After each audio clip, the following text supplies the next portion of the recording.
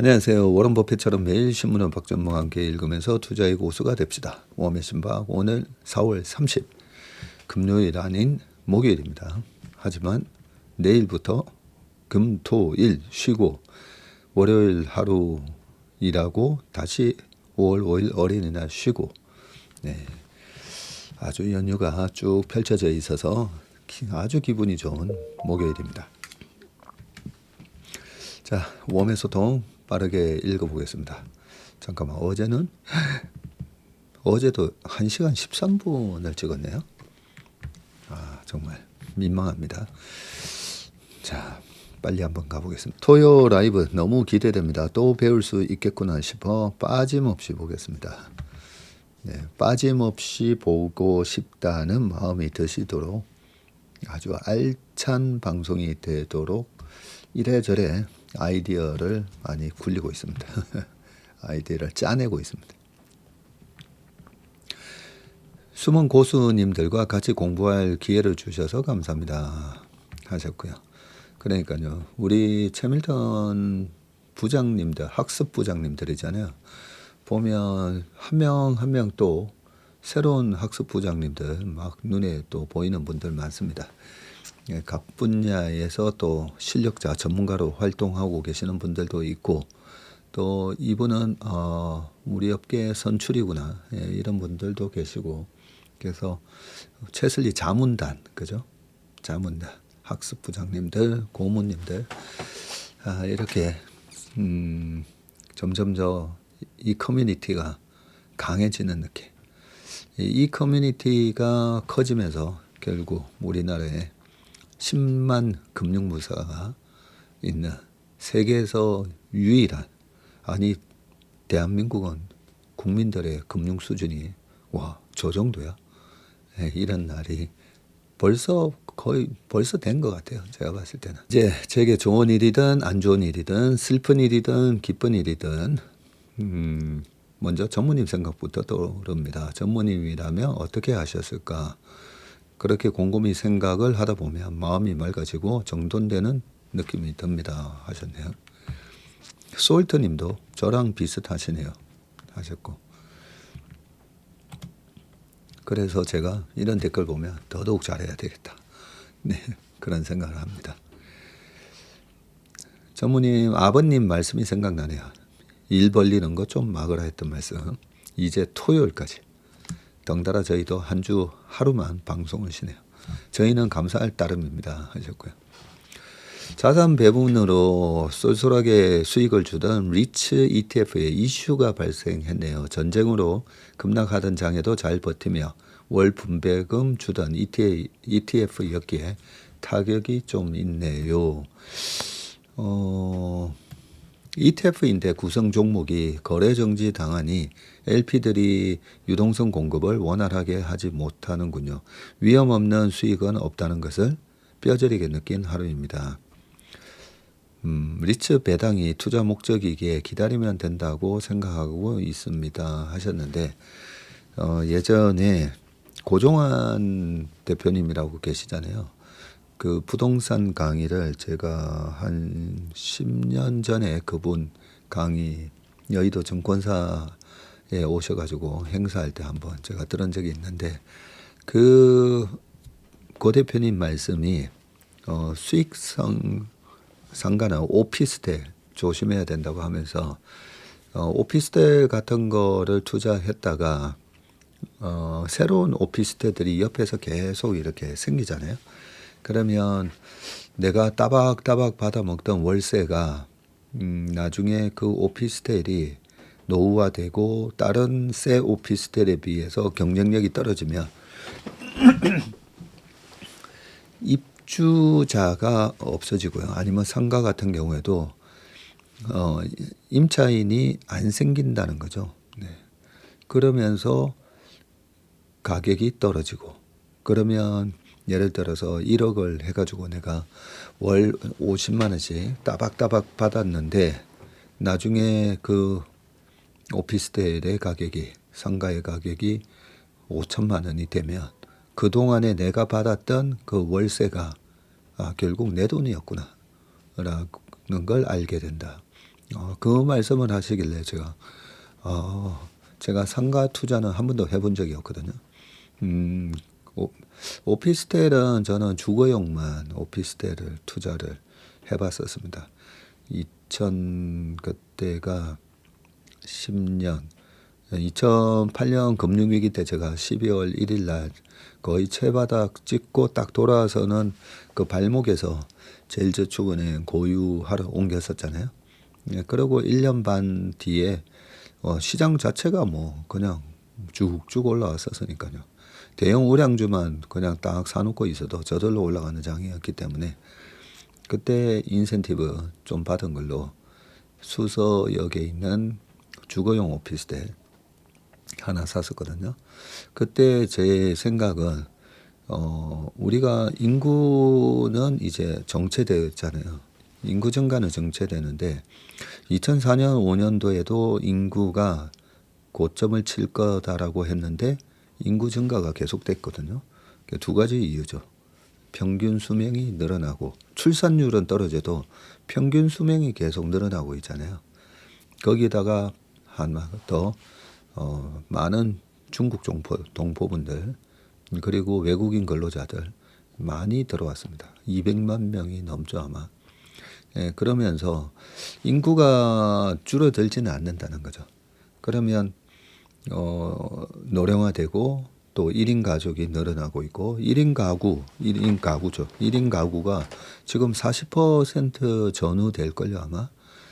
그러면 큰 평수가 필요한 게 아니라 작은 평수 그리고 외국인 근로자들 한국에 오신 우리 중국 동포분들이 으리으리한 집을 살 거냐 지하철역에서 가까운 일하러 가기 편한 그런 지하철역 주변에 그런 주거용 오피스텔 같은 경우에는 괜찮겠다 싶어가지고 그래서 그 인센티브 받은 걸로 수서역에 있는 주거용 오피스텔을 하나 사서 3년 지났는데 그때 2009년부터 2012년 13년까지는 계속 집값이 빠졌잖아요. 잠실 쪽에 대단지가 들어오고 뭐 이러면서 서울 집값이 그때 마이너스 15에서 30% 빠졌었어요. 30% 정도 빠졌을 때 이 정도면 바닥 쳤다라는 생각을 그때 하게 되었는데요. 그러면서 이제 오피스텔을 정리를 하고 집을 샀습니다.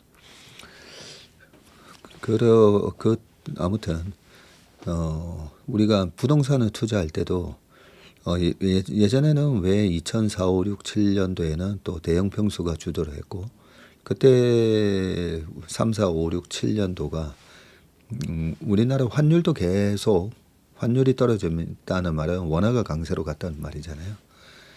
거기에다가 글로벌하게 중국의 인프라 사이클의 브릭스 뭐 이러면서 주식시장도 좋았고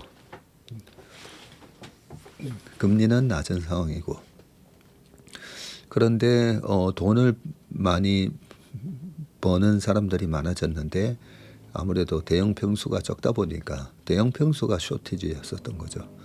그래서 2004, 5, 6년도에 주택시장은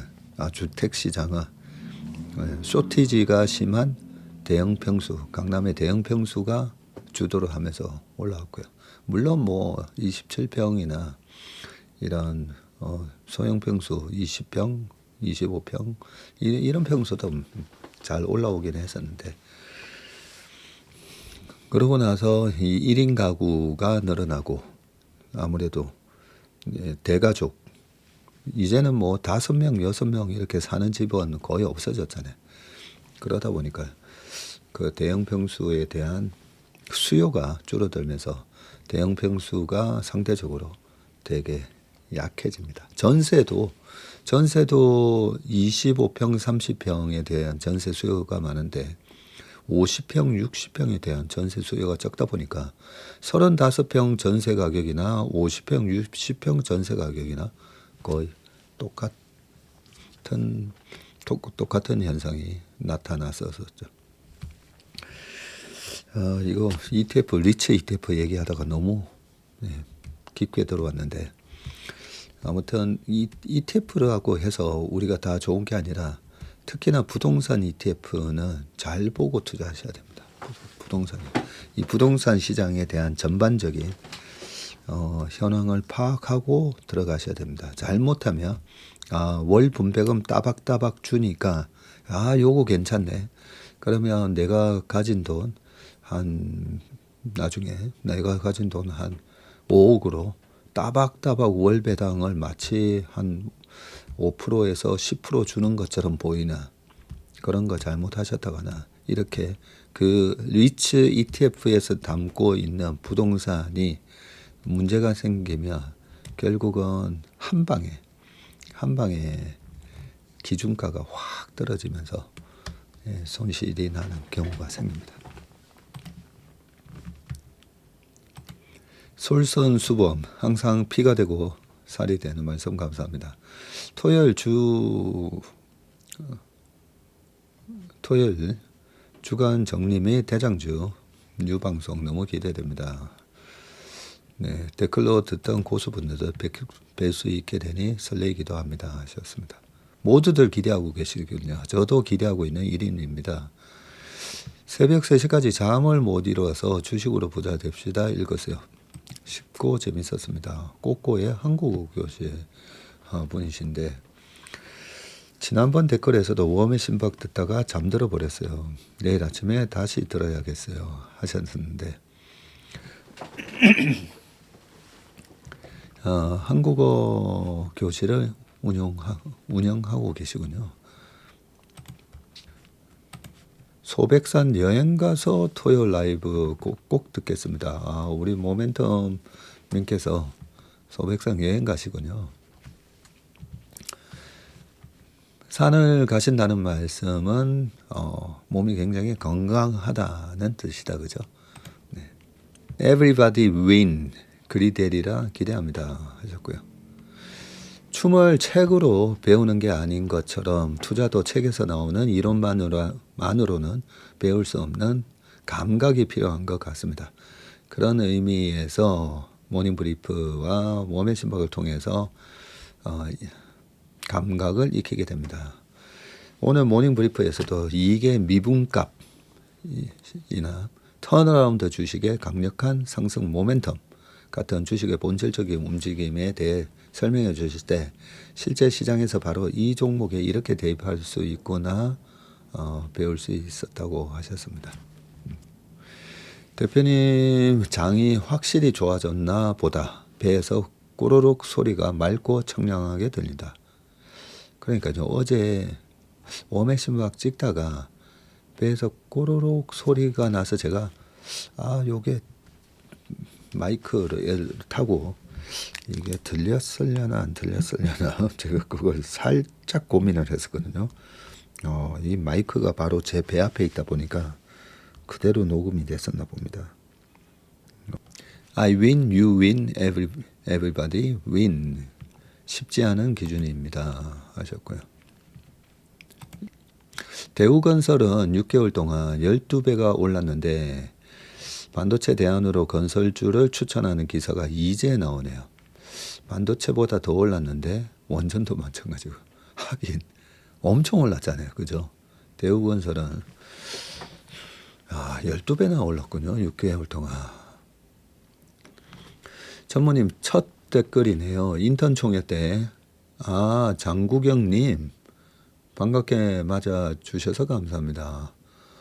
네, 김수범님이시다. 그죠? 몇 년 전에 여의도 사우나에서 뵀었는데 그때 인사드리고 어세에서 전무님께 배운 지 2년 넘어가네요. 그때 사우나 제가 냉탕에 있을 때 한 분이 인사하시고 그 다음에 또 좀 있다가 한 5분도 안 돼서 또 어떤 분이 인사를 또 하셨는데 제가 첫 분 어디 계시냐 했더니 키움증권에 계시다고 했던 것 같고 두 번째 분은 또 인사를 하는데 어디 계시냐고 했더니 금감원에 계시다고. 네. 키움증권이나 금감원이나 반경 한 200m 안에 다 있거든요. 그때는 빨가벗고 배에서 몰랐던 것 같습니다. 진짜 총회 때 닉네임이 장구경이라고 돼 있어서 딱 봤더니 얼굴이 진짜 젊었을 때 장구경 얼굴이었어요. 네, 아주 뭐 부리부리하게 훈남이셨는데 인턴 벌써 2년째 하고 계십니다.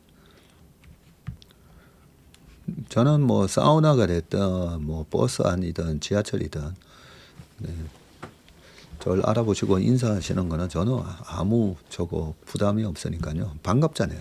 이렇게 매일같이 웜의 신박이라든지 모닝브리프에서 뵀다가 저는 이제 얼굴을 못 보니까요.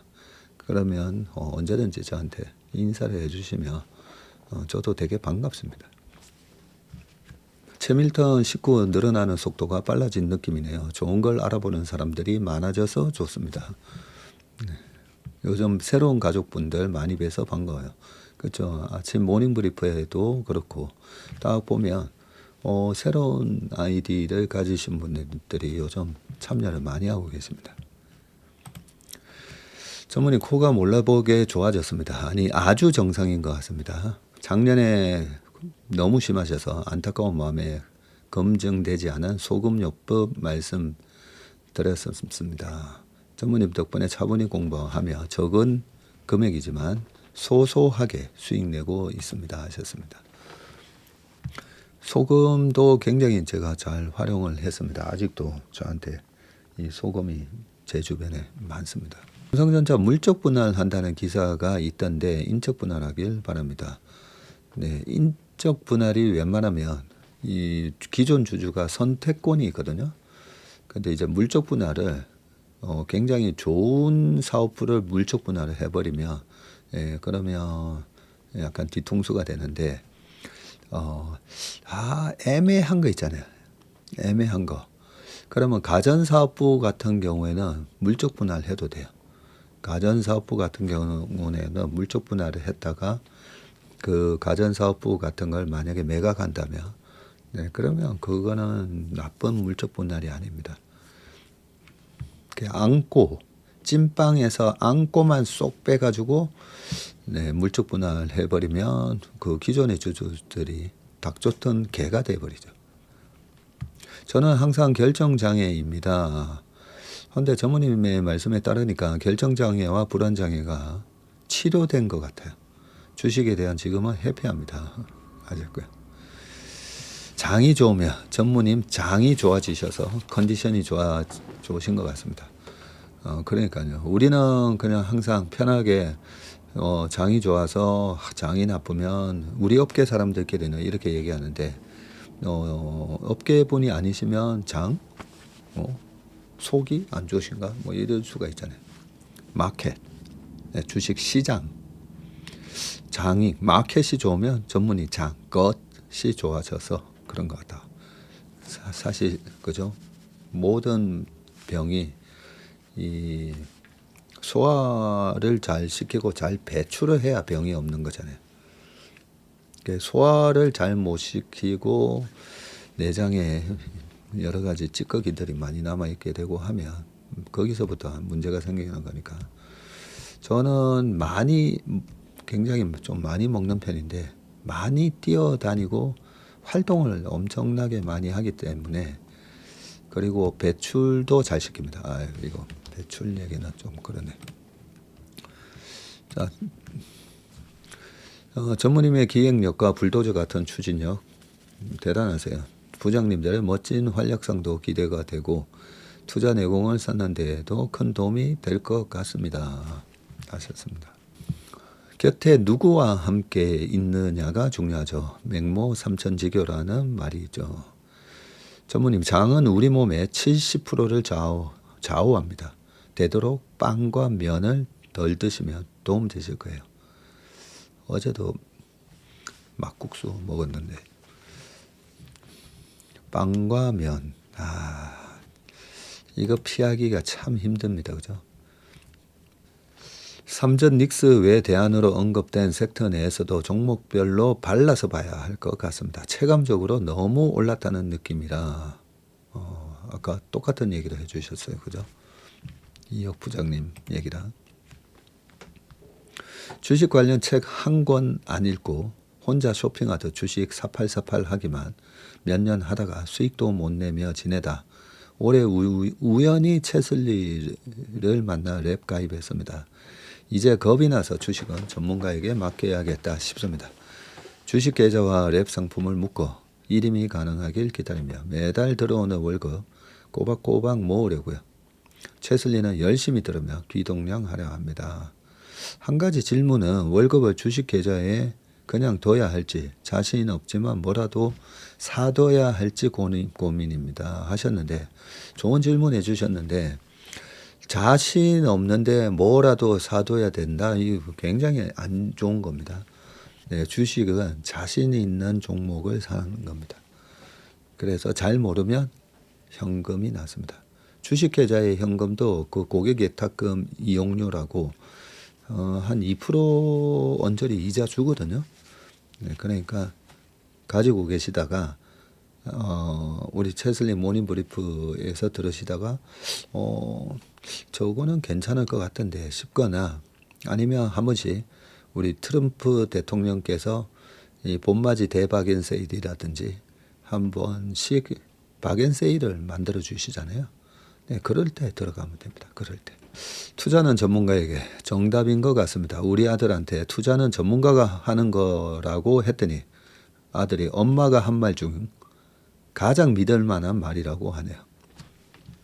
아드님이 굉장히 현명한 아드님이시네요. 여느 종교 방송보다 더 신뢰하고 신봉하게 되네요 하셨는데 저는 이 분야에서 32년 동안 산전수전 공중전 다 했고 지금 우리 든든한 팀 채슬리가 있지 않습니까? 그죠? 그래서 아무래도 이 분야에서는 오랫동안 있었고 우리가 조심해야 될 거 또는 우리가 지금은 공격해서 또 수익을 내야 될 때가 있는 거고 그죠? 그런 경험으로 인해서 지금은 어떻게 해야 될 것 같습니다. 또는 신문을 읽으면서 신문 속에서 또 인사이트를 얻을 수가 있잖아요. 그런 부분은 그냥 가감없이 그냥 제 생각을 말씀드리다 보니까 좀 신뢰가 쌓인 것 같습니다. 코 안이 붓거나 아프고 피딱지가 생기면 면봉에다가 후시딘 발라서 코 안에 바르고 자면 그 다음날 정말 말짱해지는 경험을 해봤습니다. 이런 분들 속는 셈 치고 한번 해보시게는 요 안티프라민을 그렇게 하라고 여기 안티프라민 저희 아버지한테는 저희 아버지 세대에는 이 안티프라민이 거의 만병통치약이었어요. 그죠? 웬만한 거는 다 이거 바르라고. 그래서 갑자기 생각이 났습니다. 저한테도 코에도 안티프라민 발라서 하라고 예전에 그런 말씀 하신 적이 있습니다. 장이 건강해야 염증 지수도 좋아진다는 의사쌤 말씀을 들었습니다. 스페이스X 상장 때문에 수급이 그쪽 섹터로 빨려갈 것을 예상하면 지분을 갖고 있는 미래에셋 증권은 어떨까요? 증권주 플러스 스페이스X 두 가지. 요즘 공매도로 주가가 눌려 있던데 어떨지 궁금하네요. 네, 그 이슈 때문에 미래에셋 증권이 다른 증권사랑 비교를 해도 멀티플이 조금 더 비쌉니다. 네, 이미 주가에 많이 반영이 됐죠. 네.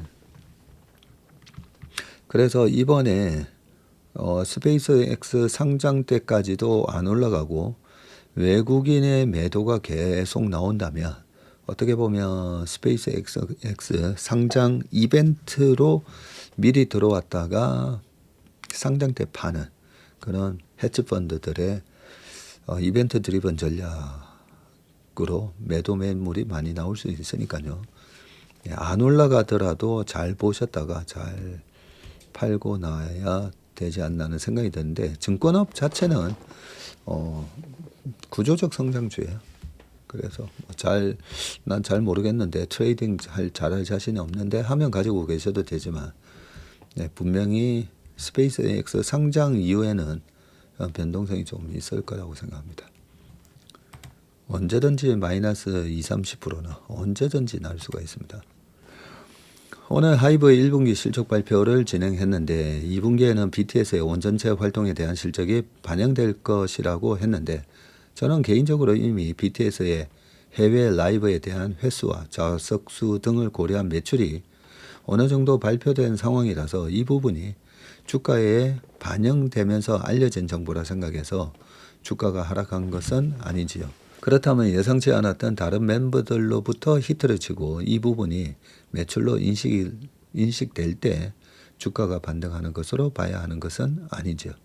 하이브가 21년 고점을 뚫을 것이라 기대했었다. 그만 발목이 잡혀 있는 상태인데 이 부분에 대해 어떻게 분석을 해야 하는지 궁금해서 질문 드렸습니다. 하셨습니다. 이번에 그렇게 실적이 안 좋은데도 막 올랐었잖아요. 왜냐하면 뭐 정년 제가 하반기 가을 뭐 이때도 내년에 BTS 완전체 복귀할 때까지는 주가가 괜찮지 않겠습니까? 하면서 벌써 이 얘기한 게 트럼프 2.0 책에도 써놨던 것 같은데요. 홀수에 하반기 엔터 나쁘지 않다고 홀수에 재작년에 썼었군요. 어느 정도 우리가 뭔가 대중들이 모르는 뭔가가 나와야 그죠? 주가가 강하게 반영을 할 건데 지금 상태로서는 말씀하신 대로 이미 해외 매출에 대한 부분은 예상 실적 컨센은 다 그걸 다 반영을 하고 있습니다. 그래서 아침에 모닝브리프에서 말씀드린 것처럼 기획력을 믿어야죠. 하이브의 기획력, JYP의 기획력. 왜냐하면 실적은 우리가 생각지 못했던 실적은 신인들이 히트를 치면서 거기서 매출이 나왔을 때 주가가 오르는 거니까 BTS 군대 가기 전에는 BTS 군대 가고 나면 실적 완전히 부러지는 거 아닌가 했었는데 뭐죠? 세븐 그다음에 뉴진스 그렇게 막 잘 저걸 해주면서 그렇게 실적이 많이 깨지지는 않았잖아요. 그런 걸 감안하면 말씀하신 대로 그 기획력에 의해서 BTS에 대한 부분은 다 반영이 됐고 단지 그 예상된 콘서트 숫자 외에 무슨 광고 계약을 체결한다든지 여러 가지 생각지 못했던 매출이 더 발생하거나 이러면 그 환율 효과라든지 뭐 여러 가지 또 변수가 있을 거니까요. 근데 저는 장기적으로는 BTS 하이브 정도의 기획력이면 앞으로도 어떤 신인을 발굴해서 데뷔를 시키더라도 또 히트를 칠 수가 있고 또 제2의 BTS라든지 뭐 YG엔터에 있는 뭐 빅뱅 이후에 블랙핑크 나오고 했었던 것처럼 그렇게 기획력을 발휘해서 꾸준한 실적을 만들어 갈 수 있다라고 생각이 됩니다. 그렇다면 주가가 30-40% 이상 빠졌을 때는 저는 항상 매수 기회라고 생각하거든요. 자, 게임주 어떨까 싶습니다. 실적도 회복되면서 추후 AI 학습도 게임 데이터를 통해서 시작한다고 하네요. 하셨고요. 5월 말 1임 고객 대상 설명회에 자리가 없어 접수를 안 받는다고 합니다. 혹시 추가 방안이 있는지? 저희가 이제 고객 수가 꽤 많다 보니까 저희가 5월에 한 번, 11월에 한 번 이렇게 고객분들 대상으로 설명을 했었죠. 오프라인 설명을 했는데 이번에 하루 반인가 만에 좌석 500좌석이 다 차버렸어요. 그러다 보니까 지금 추가 신청을 하려고 하시는 한 200-300명의 고객분들이 신청이 이제 막혀버려서 못하고 계시는데 조금 양해를 해주시면 저희가 대기로 그 성함을 적어 놓고는 있거든요. 혹시나 못 오시는 분들은 또 반드시 또 저희한테 얘기를 해 주셔야 됩니다. 그래서 지금 대기로 계신 분들한테 자리를 또 양보해 드릴 수가 있으니까요. 그리고 아니면 그날 저희 고객 대상 설명회를 라이브로 그 약간 저희 1인 고객분들만 볼 수 있는 식으로 해서 라이브로 진행을 할까 하는 생각도 하거든요. 그 고객 대상 설명회에서는 종목에 대한 언급도 있다 보니까 이 부분을 갖다가 저희가 완전히 공개를 하지는 않는데 일단 라이브가 됐든 안 됐든 저희 나중에 이제 카페에는 올려놓을 거니까요. 이번에 혹시 못 오시게 되면 정말 죄송한데 좀 양해 부탁드리겠습니다. 주담대를 갚는 게 나은지 그걸로 투자를 해야 하는지 어떤 게 맞을까요 하셨는데 작년같이 강한 장에서는 뭐 주담대 안 갚고 그죠? 레버리지 좀 일으켜서 주식 한 개 맞았잖아요. 근데 지금 6,700 이 지수대에서 이제 하반기로 들어가잖아요. 저는 안 하는 게 맞다고 생각합니다. 네. 주담대를 갚는 게 맞다고 생각합니다. 저는 늘 그렇게 했거든요. 레버리지를 일으켜야 될 때도 있는데 수익이 많이 나면 저는 부채부터 갚습니다. 항상 부채부터 갚았기 때문에 그동안에 예상치 못했던 버드 스트라이크가 언제든지 일어나잖아요. 그런데 항상 부채 관리를 잘했기 때문에 저는 살아남았다고 생각합니다. 지금은 주담대를 과감하게 갚아버리세요. 코스피 100만 가지고 있는데 그럼 안 오르고 멈춰 있을까요? 아니면 다른 섹터가 오르면서 지수도 오를까요? 제 생각엔 국가별 지수 투자가 많아져서 지수도 괜찮을 것 같습니다. 지금은 지수 코스피 100 하신 게 너무 잘하셨잖아요. 그죠? 코스피가 거의 지금 50% 가까이 올랐고 코스피 100은 63%인가 뭐 이렇게 올랐으니까 너무 잘하셨고요. 네, 이도 저도 잘 모르겠다면 일단 지수 ETF 하는 게 정답인데 잘하셨습니다. 그 지수가 이제 박스피로 들어가고 왔다 갔다 하게 되면 근데 코스피 100에서도 2차 전지가 아니라 그 반도체 비중이 제일 크잖아요. 그래서 만약에 반도체가 24년 하반기처럼 무너지게 되면 그러면 지수도 어쩔 수 없이 빠지긴 빠질 겁니다. 그래서 섹터별 동향 잘 보시고 그 중에서도 반도체 동향을 잘 보시다가 반도체가 꺾였다 싶을 때는 코스피 100도 이익 실현하시는 게 나을 것 같습니다. 코딩 손녀에게 2천만 원 정리해주고 싶은데 증여 후 어떻게 운용을 해야 될까요? 저는 그랬습니다. 저는 저희 애들 고1 때 그냥 우리나라 1등 기업들 쭉 다 사줬거든요. 꼭 수익을 내는 것도 중요하지만 애들한테 저는 나중에 실제로 저희 딸이 물어봤어요. 여기서 뭐 5배나 한 주식도 있고 한데 또 많이 빠진 주식들도 있었거든요. 많이 빠진 이런 주식은 왜 많이 빠졌지? 그러면 구조적 패러다임 변화에 뒤처지는 기업들 이렇게 언제든지 뭐 마이너스 70, 80도 갈 수 있다. 그런 거 보여주고 1등 기업 중에서는 뭐 반도체 같은 건 또 많이 올랐고 그죠. 그래서 제 생각에는 교육 차원에서라도 1등 기업들 2천만 원으로 뭐 20만 원, 30만 원짜리 이렇게 좀 쭉 사주는 것도 방법인데 요즘은 한 주식에 뭐 130만 원, 한 주식에 500만 원 뭐 이런 주식도 있다 보니까 잘 쪼개서 잘 분산 투자하시면 될 것 같습니다. 저는 하반기에는 바이오와 엔터 분야를 좋게 보고 있어요. 바이오는 기술력 있는 기업도 많은데 지금 이 분야는 천대받고 있는 것 같아요. 이제 빅딜이 나올 시기가 되지 않았나 싶고 말씀하신 대로 금리 인하도 기대합니다. 엔터는 하이버가 우려했던 1분기 실적이 발표되면서 악재가 반영되었고 BTS의 실적 가시화 및 다른 IP들의 활약이 본격적으로 반영되며 기타 엔터주들까지 이뤄지지 않을까 합니다. 유가와 물가 상승도 어느 정도까지 영향을 끼치지 않는 분야이니까요 하셨습니다. 기기 업체들도 2-3년 전에는 모두가 PBR로 평가하다가 장기 계약이 늘고 구조적인 성장세가 나오면서 지금은 모두가 PER로 평가한다고 하는데 반도체도 전력기기처럼 앞으로 PER로 평가하면서 리레이팅이 나올 거라는 의견이 있는데 이런 건 혹시 어떻게 보시나요? 네, 맞습니다. 이 시클리컬이 아니라 근데 불과 23년도에 하이닉스가 7조 영업이 적자 났었거든요. 네, 거기에 대한 검증이 돼야죠.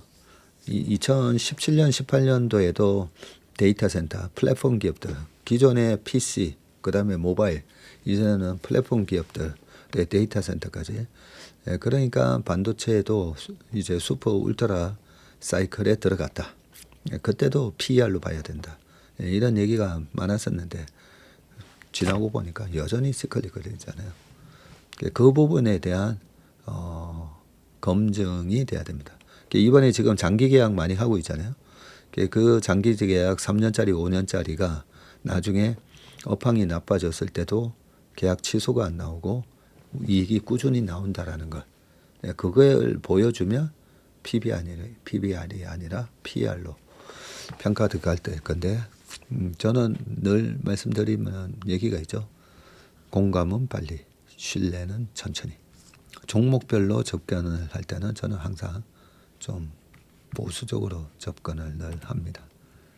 작년 말에 차를 샀는데 보유주식 안 팔고 할부로 샀다가 오늘 4천만 원 한 방에 다 갚았다고 합니다.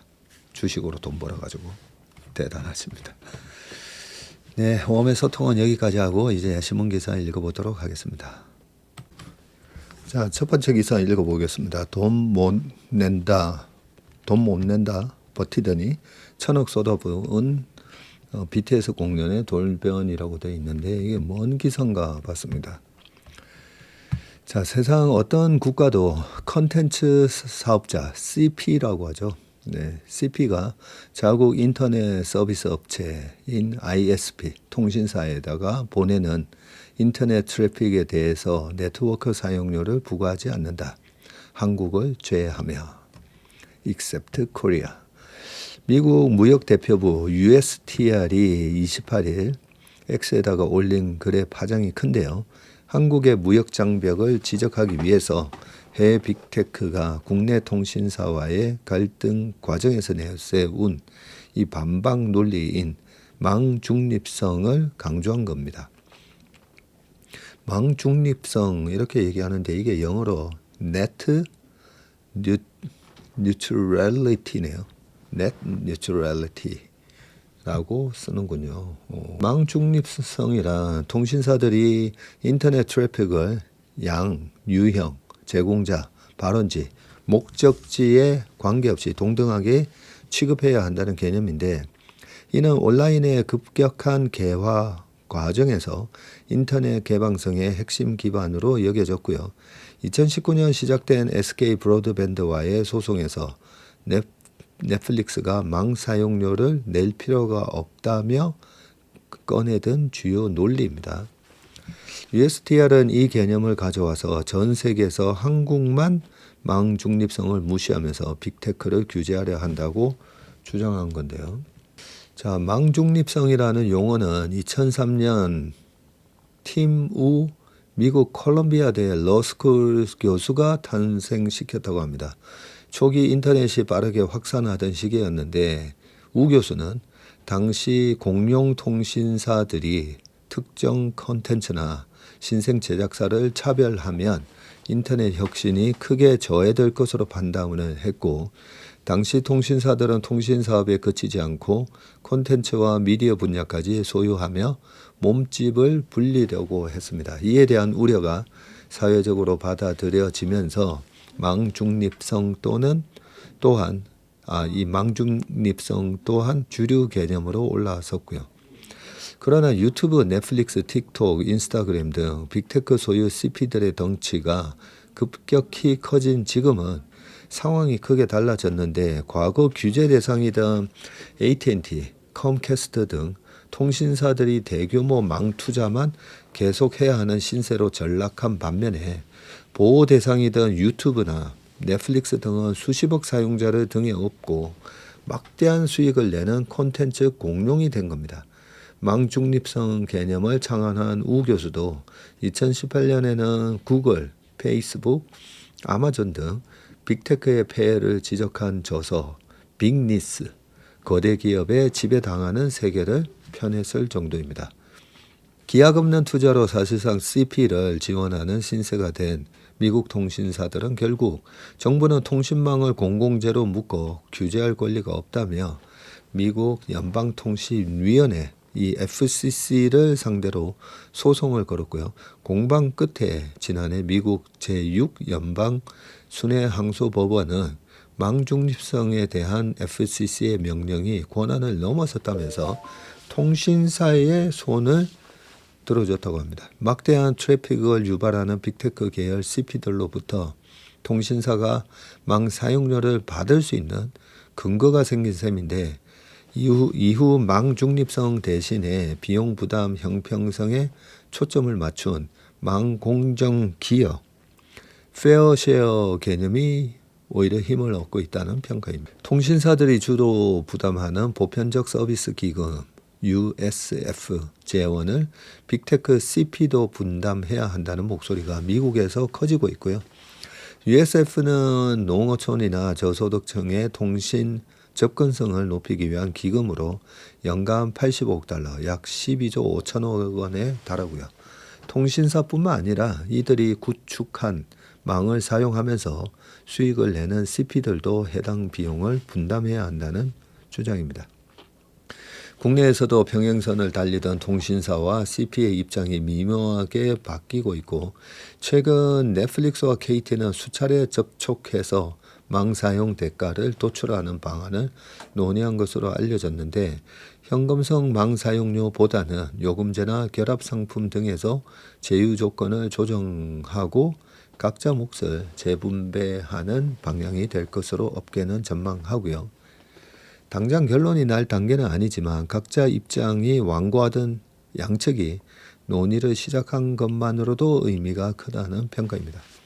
넷플릭스와 통신사들의 해빙 분위기가 형성된 계기는 지난 3월 열린 BTS의 광화문 공연인데 넷플릭스는 지난해 말부터 국내 통신사들의 대형 라이브 이벤트를 기획 중이라며 자사와 연동된 네트워크망 확충을 요청을 했고요.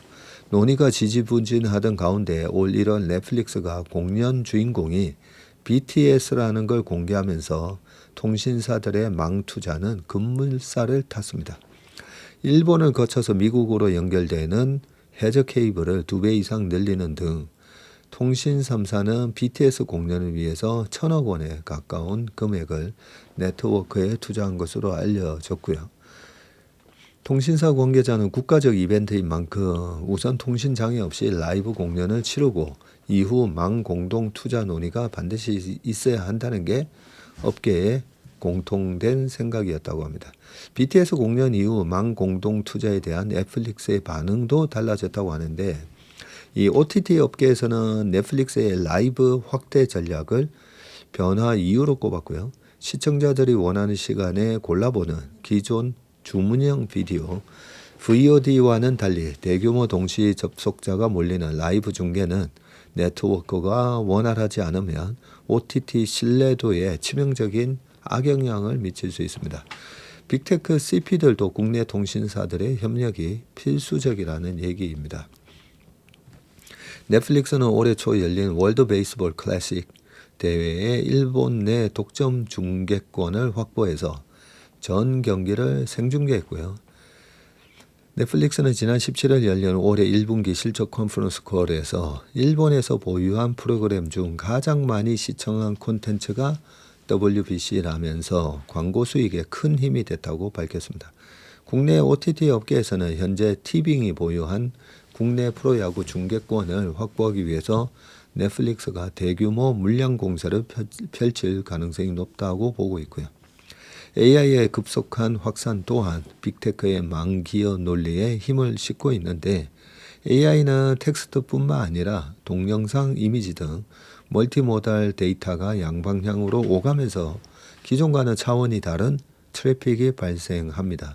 2023년 기존 유튜브를 포함한 구글이 국내 유무선 트래픽의 31%를, 넷플릭스가 7%를 차지했다고 하고요. 스포츠 중계와 AI 기술이 퍼진 지금은 두 회사 트래픽이 국내 전체의 60%를 차지할 것으로 통신업계는 보고 있고요. 데이터 사용량이 기하급수적으로 늘어날 것으로 전망되는 만큼 통신사들은 망 사용료 문제 해결에 절박하게 나설 수밖에 없다라고 되어 있습니다. 제가 이걸 보니까 고속도로가 생겼어요. 뭐 경춘선이 됐든 경부고속도로가 됐든 그 고속도로 내에서 휴게소도 돈을 벌고 그죠? 그 고속도로를 이용해서 많은 기업들이 뭐 물건을 만들든 사서 옮기든 그 고속도로를 통해서 이제 돈을 버는데, 이 고속도로의 트래픽이 늘어나면 늘어날수록 또 새로운 고속도로를 우리가 짓잖아요, 그죠? 그리고 포장 공사도 해야 되고, 그랬을 때 이 고속도로에 톨비를 받게 되는데, 많이 왔다 갔다 하면 많이 이용한 사람이 이 톨비를 더 내는 게 맞지 않나 싶고요. 처음에 저 망중립성은 제가 봤을 때는 많이 이용하는 얘네들이 돈을 많이 내니까 조그만 애들은 이용하지 마라고 하면 안 되잖아요. 그래서 중립성을 유지하면서 많이 이용하는 사람이나 적게 이용하는 사람이나 차별을 두지 말라. 그게 망중립성의 취지이지 않을까 싶거든요. 그런데 이 고속도로를 이용해서 떼돈을 벌고 있다면 그 망사용료를 좀 더 내야 되는 게 아닌가. 저는 그렇게 생각이 드네요. 자, 천자칼럼 흔들리는 특별한 관계라고 되어 있는데, 영국을 향한 미국의 시선은 다층적이다. 미국 독립의 기폭제가 된 저서 상식에서 토마스 페인은 영국에서 우리가 얻을 것은 파멸밖에 없다며 영국을 식민지 주민을 잡아먹는 야수에 빗댔고요. 하지만 영국으로부터 독립하기 위한 전쟁 와중에도 적지 않은 미국인은 문화의 뿌리가 같고 영어라는 동일한 언어를 사용하는 영국인을 친밀감과 경외심이 섞인 시선으로 바라봤습니다. 미국과 영국의 관계가 끈끈해진 것은 강력한 적의 공동으로 맞서면서부터인데, 나치 독일과의 전쟁이 한창이다. 1939년에서 45년 윈스턴 처칠 영국 총리와 프랭클린 루즈벨트 미국 대통령이 11번 만났고 1700통의 편지와 정보를 주고받았다네요. 두 사람이 얼굴을 맞댄 기간만 120일에 이르르고, 이처럼 긴밀한 양국 관계를 두고 처칠은 특별한 관계, 스페셜 릴레이션십이라고 불렀습니다. 저는 특별한 관계라는 표현이 고유명사가 될 정도로 두 나라 사이는 각별했는데, 인도양의 디에고 가르시아 섬부터 지브롤터 그리고 버뮤다 등 영국 식민지에 있던 군사시설은 내 것 구분이 없었고요. 1963년에서 1991년 영국은 미국 네바다 사막에서 21회나 핵폭발 실험을 했습니다. 미국과 영연방 국가들은 파이브 아이즈라는 최강의 정보 공유 체제도 갖췄고, 자유주의 철학을 공유한 마가렛 대처 영국 총리와 레이건 미국 대통령 집권기에는 특별한 관계가 절정에 달했습니다. 미국과 영국 간 특별한 관계가 더는 특별하지 않다는 영국 외교관의 폭로가 나왔는데, 크리스천 터너 주미 영국 대사는 지난 2월 한 행사장에서 특별한 관계라는 표현을 두고 향수에 젖어 있고 과거 지향적이며 부담만 클 뿐이라고 평가절하했고요. 미국과 특별한 관계인 나라는 아마도 이스라엘일 것이라는 뼈 있는 말도 덧붙였습니다. 트럼프 대통령은 이란과 전쟁을 시작한 이후 줄곧 영국의 지원이 충분치 않다고 불만을 드러냈는데, 이런 민감한 시기에 문제성 발언이 전해지면서 파장이 작지 않습니다. 그제 찰스 3세 영국 국왕을 맞아 트럼프 대통령은 특별한 관계가 계속되길 바란다고 했고요. 외교 수사처럼 과연 특별한 관계는 계속될 수 있을까? 미국이 세계 최강의 국가이긴 한데 미국은 영국에 대한 약간의 열등감이 있죠. 그리고 영국을 약간 우러러 보고 영국의 왕실이 어떻게 보면 미국의 왕실처럼 그런 대우를 또 하기도 합니다. 특별한 관계는 지속되지 않을까 싶긴 한데요. 재밌는 칼럼이었습니다. 자, 요 기사가 좀 중요한 기사인데요. 오픈 AI 비영리 전환해야 머스크도 영리 기업 동의 이렇게 돼 있는데, 자, 이 그림은 법정에서 만난 빅테크의 앙숙 일론 머스크 CEO와 샘 얼트만이 28일 미국 오클랜드 캘리포니아 북부 연방 지방법원에서 열린 재판에 출석을 했습니다. 보통 이 재판장의 모습을 사진 촬영이 안 되다 보니까 옛날부터 보면 다 이렇게 그림으로 기사에 나오더라고요. 11년 전 오픈 AI를 함께 설립한 일론 머스크와 샘 얼트만이 법정에서 원고와 피고로 마주 앉았는데 전날 진행된 배심원단 선정 때는 머스크는 오지 않았고요. 두 인사가 재판정에서 만난 것은 처음입니다. 재판 결과에 따라 영리 기업으로 전환한 오픈 AI의 근간이 흔들릴 수 있는 만큼 재판에 세계 이목이 지금 쏠리고 있습니다. 자, 지금 여기 11년 만에 갈라선 얼트만과 머스크라고 돼 있는데 2015년에 둘이가 오픈 AI 공동 설립을 했어요. 그리고 2017년에 영리법인 설립 논의가 시작이 되고 오픈 AI 2018년에 머스크 오픈 AI 이사회를 그런데 사임을 합니다. 2018년에 19년에는 오픈 AI 영리 자회사를 설립하고 22년에 드디어 챗GPT가 출시됩니다. 그리고 23년에 머스크가 XAI를 설립을 하죠. 24년 2월에는 머스크 오픈 AI에다가 소송을 제기하고 재작년 4월에는 오픈 AI가 머스크에 대해서 맞소송을 했습니다.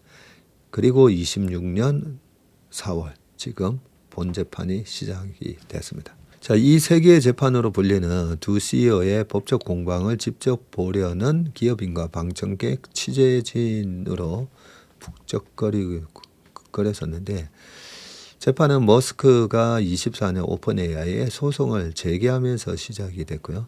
자신이 오픈 AI에 자선 목적으로 제공한 자금 3,800만 달러, 561억 원을 얼트만 등이 사적 이익을 위해서 유용했다라는 게 머스크의 주장인데 계약 위반, 신의 성실 의무 위반, 부당이득 등이 소송의 근거입니다.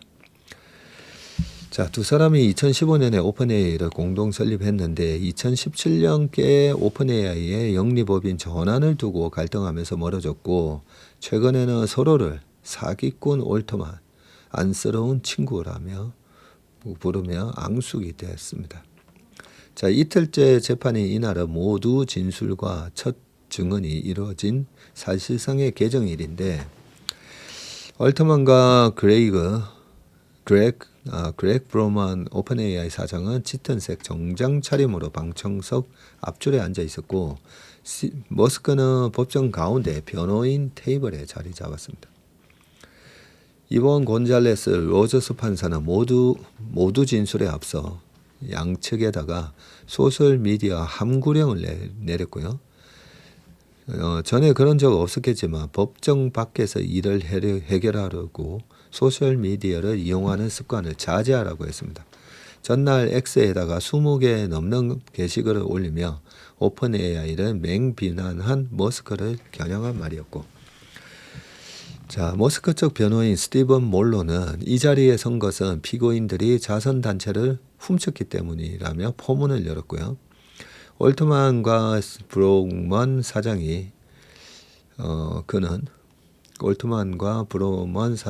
재정적 이득을 추구하며 자신들이 세운 비영리 단체의 설립 취지를 저버렸다고 비판했습니다. 오픈 AI 측의 윌리엄 세빗 변호사는 오픈 AI는 비영리 재단이 여전히 조직을 관리하고 있고 그는 머스크 CEO의 자녀 14명 중 4명을 낳은 시본 질리스 전 오픈 AI 이사가 머스크 CEO의 측근이 샘 텔러에게 보낸 이메일도 공개를 했고요. 이메일에는 머스크가 영리화에 찬성한다는 뉘앙스의 내용이 담긴 것으로 알려져 있는데 세비 변호사는 이를 근거로 머스크는 자신이 통제권을 유지하는 선에서 영리법인을 지지했다고 주장했고요. 머스크가 오픈 AI를 떠난 것은 지분 절반 이상과 CEO 자리를 요구했으나 받아들여지지 않았기 때문이라는 게 오픈 AI 측의 주장입니다. 자, 머스크도 정언에 나섰는데 그는 오픈 AI 창립 과정에서 자신의 기여를 강조했고요. 아이디어도 이름도 내가 냈고 핵심 인물도 내가 영입했다. 초기 자금도 모두 내가 댔다며 목소리를 높였고 또 오픈 AI 설립 동기가 당시 AI 패권을 쥐고 있던 구글에 맞서기 위함이었다고 증언을 했고요. 머스크는 우리는 스타트랙 같은 미래를 원하지 터미네이터 같은 미래를 원하지 않는다면서 내년 깨면 AI가 인간만큼 똑똑해질 텐데 그 전에 올바른 가치관을 심어주기 위해 노력할 수 있다고 했고요. 머스크가 정언하는 동안에는 올트만이 자리를 비웠다고 합니다. 머스크는 오픈 AI 측의 영리사업 계획 철회도 요구하고 있는데 다만 전문가들은 머스크가 승소하더라도 그에게 손해배상금은 받기 어렵고 영리사업을 철회하는 판결을 끌어내기 쉽지 않을 것으로 보고 있습니다. 다음 달 사티아 나델라, MS CEO 등도 증인으로 나서면서 공방을 이어갈 것으로 예상이 되는데 다음 달 21일까지 모든 증거 제출이 마무리되면 9명으로 구성된 자문 배심원단이 판결을 내리게 됩니다. 자, 660조 잭팟이 터졌다. 한 달 새 40% 급증. 게임이더 한호라고 되어 있고요. 자, AI 생태계의 필수품으로 꼽히면서 전기의 중요성이 커지자 발전부터 송배전, 2차 전지에 이르는 K-에너지 밸류체인 기업의 주가가 연일 급등하고 있습니다. 빅테크의 데이터 센터 건설 확대에 따른 수혜지가 많아지며 반도체에 이어 에너지가 증시 신주도주로 떠오르는 모습이고요. 자, K-에너지 밸류체인을 구성하는 54개 기업의 시가총액은 660조 5,300억 원으로 집계됐는데 지난 22일 608조에서 일주일 만에 8.5% 증가했습니다. 같은 기간 코스피가 4.25를 올랐는데 2배가량 웃돌았네요. 지난달 말 대비 시총 증가율은 39%로 이 역시 코스피 지수 상승률인 32.4%를 넘어섰습니다. K-에너지 밸류체인은 원자력, 가스발전, 재생에너지 등 발전 부문과 생산된 전기를 사용할 수 있는 형태로 바꾸는 전력산업, 2차전지 배터리 등 에너지 산업 전반의 생태계를 아우르게 되고 이들이 주도주로 부상한 것은 데이터 센터 자체 발전소 건설이 늘고 있어서이고요. 두산 에너빌리티가 강점을 지닌 가스터빈과 소형 모듈 원전 SMR이 데이터 센터 발전원으로 주목받고 있고 LS 일렉트릭, 효성중공업, HD 현대일렉트릭 등 송배전 기업의 수주도 확대되고 있습니다. 미국과 이란 간 전쟁으로 에너지 위기 가능성이 부각되면서 OCI 홀딩스 등 재생에너지 업체에도 관심이 쏠리고요. 이재원 연구원은 지정학적 리스크가 커지는 가운데 에너지 투자가 구조적으로 증가할 것이라고 말을 했습니다. AI 생태계의 필수품으로 꼽히며 전기의 중요성이 커지자 발전부터 송배전, 2차 전지에 이르는 K-에너지 밸류 체인의 기업의 주가가 급등을 하고 있습니다. 그래서 반도체에 이어 에너지가 증시 신주도주로 떠오르는 모습입니다. 자, K-에너지 밸류 체인에서 이달 중 가장 많이 오른 종목은 중저압 케이블을 제조하는 대원전선이 166% 올랐고요. LS 에코에너지가 126, 가온전선이 122% 이렇게 올랐습니다. 중저압 케이블은 전기를 최종 사용처에 전달하는 마지막 단계를 담당하는데 발전소에서 생산된 전기가 송전 변압기와 초고압 케이블을 통해서 배전 변압기로 전해지고 이후 압력을 낮춰서 사람이 사용할 수 있는 형태로 가공되는데 배전 변압기 분야 강자인 LS 일렉트릭이 이달 들어서 90% 올랐네요. 올해 1분기 영업이익이 1266억으로 지난해 같은 기간보다 45% 증가하는 등 실적 개선세가 뚜렷했습니다. 이날 글로벌 전력 기업인 블룸에너지와 3,190억 원 규모의 배전 솔루션 공급 계약을 체결했다는 소식이 전해졌고요. 송전 변압기를 생산하는 효성중공업이 62% 올랐네요. 성종화 LS 연구원은 초고압 변압기는 미국의 쇼티지 지속에 따른 초호황 사이클이 장기간 지속되고 있다면서 빅테크의 데이터 센터 전력 공급 수요 급증에 따라서 중저압 배전 부문도 초호황에 진입했다고 말을 했습니다. 2차 전지 섹터도 데이터 센터 관련 수주로 전기차 캐점을 극복하고 있고 2차 전지 업체가 생산하는 ESS가 데이터 센터의 필수품으로 떠올랐습니다. 네. 그다음 밑에는 두산 에너빌리티는 가스 터빈과 SMR 제작에 모두 강점이 있는 회사고 지난해 4분기 체코 두코바니 원전을 수주했고요. 최근 미국 기업과 380메가와트급 가스 터빈 7기를 1조 원대 계약을 맺었습니다. 올해 들어서 외국인 투자자가 가장 많이 순매수한 기업 중에 하나이고요. 이달에 주가가 40.74% 올랐다고 합니다. 이 밖에 SMR 시공 능력의 중동 재건과 관련한 수혜 가능성이 더해지는 DLENC, 옛날 대림산업, 그리고 한정기술도 주목받고 있습니다. 최근에는 조선업까지 에너지 밸류 체인에 가세하는 모습인데 가스터빈 공급이 병목을 겪으면서 선박용 엔진이 데이터 센터 발전용으로 사용될 수 있다는 기대를 모았고요. 처음으로 데이터 센터용 엔진 공급 수주에 성공한 HD 현대중공업은 주가가 한 달 새 48%나 올랐고 발전용 엔진 공급에 따른 기대가 높아진 STX 엔진은 117% 올랐습니다. 전쟁으로 국제 유가가 급등하면서 에너지 공급 불안이 커진 것은 대체 에너지에 대한 관심을 높이고 있고 OCI 홀딩스는 이달 들어서 97.8%나 올랐네요. 폴리실리콘의 수요처가 지상 태양광을 넘어 우주 태양광으로 확대될 수 있다고 밝히면서 스페이스X 관련 기대가 폭발했습니다. 네, 이 기업들 얘기 조금만 더 해보겠습니다. 인공지능 AI 확산으로 전력 수거 불균형이 심화하자 글로벌 에너지 기업 주가가 일제히 오르고 있죠. 특히 발전부터 유틸리티 서비스까지 전 과정을 아우르는 통합 에너지 기업의 몸값이 치솟고 있습니다. 글로벌 발전기 시장의 양대 산맥인 이 G보노바와 지멘스 에너지의 지난 1년 수익률은 193%, 148%였는데 전년 대비 주가가 2.5배에서 3배가량 올랐고요. 두 회사는 AI 데이터 센터용 가스 터빈 수주가 폭증하면서 유례없는 호황을 맞고 있습니다. G보노바의 1분기 수주 잔액은 전년 대비해서 71%나 급증한 760억 달러를 기록을 했고요.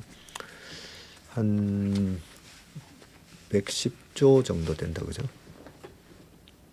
차세대 에너지원으로 꼽히는 SMR 설계 역량까지 갖추면서 미래 성장 동력을 선점했다는 평가입니다. G보노바. 전문가들은 전력주의 강세가 단기 유행이 아니라 이 구조적 성장에 따른 결과라고 진단을 하는데 글로벌 빅테크의 데이터 센터 설립 확대로 전력 수요가 기하급수적으로 늘어난 상황에서 북미 지역의 노후 전력망 교체 주기까지 도래했기 때문이고요. 발전 설비뿐만 아니라 조달 인프라 전반을 보유한 통합 에너지사의 지배력이 공고해질 것이라는 전망인데 블랙락은 최근 보고서를 통해서 중동 지역 분쟁으로 인한 에너지 가격 상승이 단기 현상을 넘어서 각국 정부의 에너지 안보 의지를 강화할 것이라면서 전쟁이 끝나더라도 에너지 인프라 투자 확대가 이어질 것이라고 하면서 전력 인프라를 핵심 투자처로 꼽았습니다. 탈탄소 기조와 원유 공급 불안으로 신재생 에너지 기업 역시 조명받고 있고요. 세계 최대 신재생 에너지 기업인 넥스트에라 에너지의 1년 수익률은 43.51%를 기록했는데 탈탄소 기조에 맞춰 그린 데이터 센터를 구축하려는 빅테크의 수요를 집중 공략하고 있다고 합니다. 이래저래 뭐 반도체만 지금 떼돈 버는 게 아니라 그죠? 전력기기 뭐 비롯해서 돈 버는 회사들이 참 많습니다. 자, 안 굴리면 쥐꼬리 이자뿐 ETF로 계좌 꽉 채우는 연금개미라고 돼 있는데 퇴직연금 500조 시대 국내 퇴직연금의 예금형 상품 적립액이 처음으로 줄었고요. 정시 활용에 ETF와 주식형 펀드 투자 비중을 늘린 퇴직연금 가입자가 급증한 영향입니다. 보수적 포트폴리오를 고수하면 남들과 노후 자산 격차가 벌어질 수 있다는 이 포모가 연금 개미들의 운용 방식을 바꾸고 있다는 분석인데 국내 퇴직연금 시장에서 예금 등으로 이루어진 원리금 보장형 상품 적립액은 지난 3월 말 기준으로 363조 5,500억 원으로 지난해 말보다 10조 700억 줄었습니다. 원리금 보장형 투자가 감소한 것은 국내에 퇴직연금 제도가 도입된 2005년 이후 처음이네요. 실적 배당형 적립액은 145조로 작년 말보다 22조 증가했고요. 안전자산에서 자금을 빼서 증시에 간접 투자하는 투자자가 늘어난 영향입니다. 투자 상품 비중을 늘린 퇴직연금 가입자가 고수익을 내자 예금 편입 비율이 높던 가입자가 위험자산 비중을 확대하는 흐름이 이어지고 있고 확정 기여형이 이 DC형 퇴직연금과 개인형 퇴직연금인 IRP의 실적 배당형 1년 수익률은 올해 1분기 기준 22.79%에 달했고요. 원리금 보장형은 2.87%인데 이것보다 8배 가량 높습니다. 이성규 미래에셋 연구원은 위험자산 투자 한도 확대와 투자 상품 다양화로 퇴직연금 시장이 실적 배당형 상품 중심으로 재편될 것이라고 말했고요. 직장인 박모 씨 40대 퇴직연금의 안전자산 한도 30% 이상을 정기예금으로 굴려왔는데 올해부터는 투자금을 미국 유망 기술주 위주로 투자하는 상장지수 펀드 ETF에 넣고 있다고 합니다. 자, 지금 표를 보면 예금 외면하는 연금개미 해가지고 금융업종별 퇴직연금 비중인데 파란색 보험사 34%에서 20%로 15년 동안에 은행도 그렇고 증권 은행하고 증권은 오히려 늘었다 그죠? 증권이 제일 많이 늘었네요.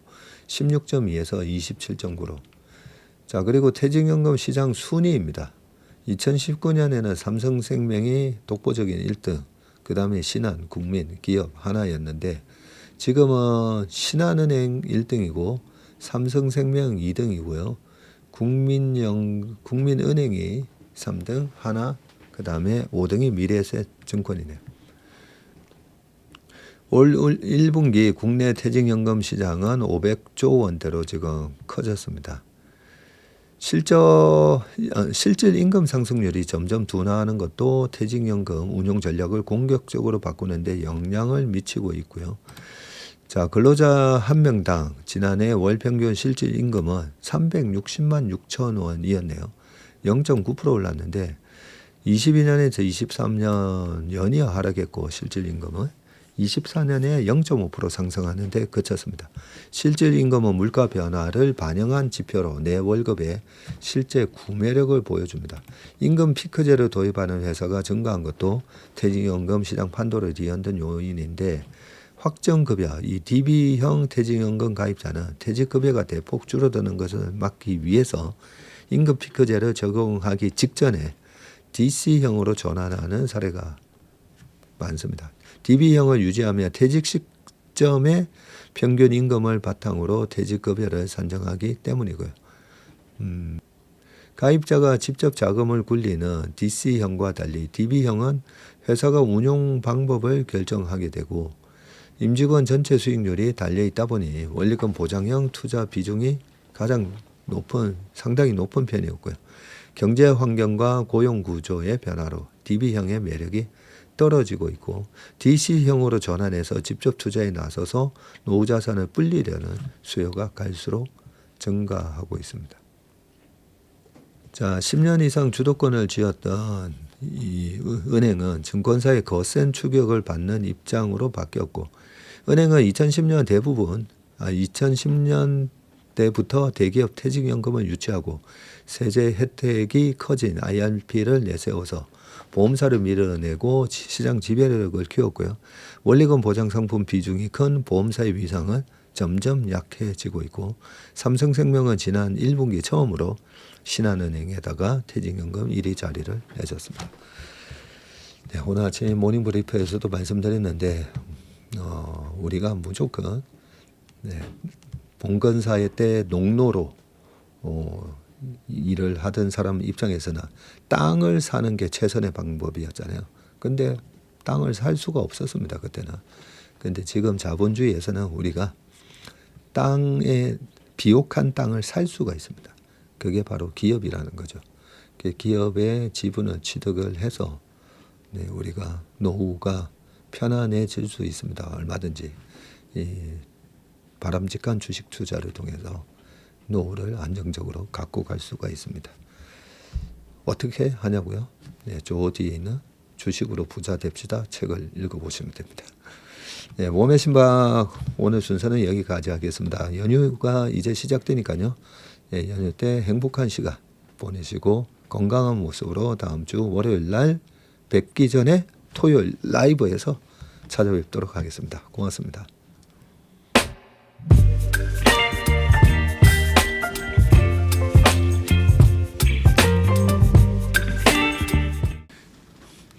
안녕하세요. 채슬리 투자자문의 박세익입니다. 최근 저와 채슬리 이름을 도용해서 투자 사이트라든지 밴드, 텔레그램, 카톡 채널 등에서 이 리딩방으로 유도한 뒤에 금전적인 피해를 입히는 이 사칭 사례가 빈번하게 지금 발생하고 있습니다. 저를 비롯해서 저희 채슬리 투자자문의 임직원들은 SNS나 온라인 채널 등을 통해서 일체의 투자자문 활동을 하지 않고 있습니다. 저희는 정식 자문을 하기 위해서는 반드시 저희 회사에 내방하셔서 계약서 작성 절차를 거쳐서 진행되기 때문에 이외의 모든 유료 무료 지금 투자자문 행위는 불법이므로 각별히 주의하시길 바라겠습니다. 의심스러운 채널이나 메시지를 받으시면요, 피해를 방지하기 위해서 즉시 신고하시거나 삭제하시길 바라겠습니다. 대부분의 사례가 이 사칭 사례에 피해를 보신 분들의 핸드폰을 제가 보면 이 방에 오셔서 무료로 투자를 도와드립니다. 뭐 이런 얘기를 하고 있고요. 거기에 보면 어떤 밴드로 특정 밴드로 유도한 다음에 돈을 송금하라고 되어 있습니다. 그 과정에서 저희하고의 일체 계약 관계가 없기 때문에 그렇게 돈을 송금하라고 하는 부분에 있어서 특히나 유의를 좀 해주시기 바라겠습니다. 저뿐만 아니라 많은 또 저희 업계의 유명인을 사칭한 그런 사칭방도 많이 지금 기승을 부리고 있는데요.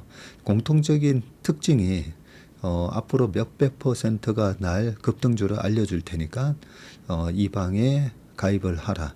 그러고 난 다음에 금전적인 부분을 갖다가 송금을 요청하는 그런 형태의 수법을 쓰고 있기 때문에 그렇게 무료로 주식을 알려드립니다. 이런 문자를 받으시면 바로바로 삭제를 하시길 바라겠습니다.